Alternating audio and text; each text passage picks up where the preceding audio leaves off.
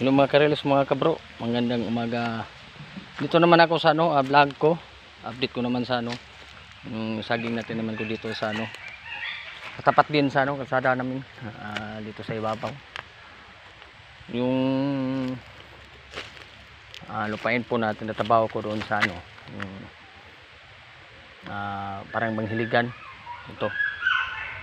Buhay na din sila. At may 3 o 2 dahon na. Yung iba hindi pa gaano. Yung iba rin may namatay, pupunahan din natin ito.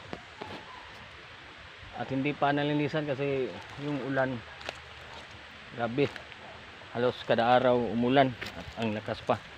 Yung lupa din basa, hindi tayo makabutas o hindi tayo makatanim o paglilinis ng mga baging.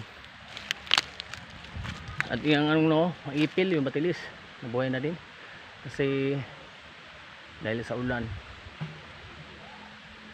Madaling mabuhay ng mga baging o batilis o ibang kahoy na pinutol ko dito. Kaya yung gisi-gisi, yung parang lubi, yan, buhay na rin. Putulin ko yan kapag wala ng ulan kasi dangog. Slippery po yung area, slippery, yung parang dangog. Delikado sa matumba tayo o may slide tayo dito. Okay, thank you, bye bye, thank you. Next video naman, thank you for watching.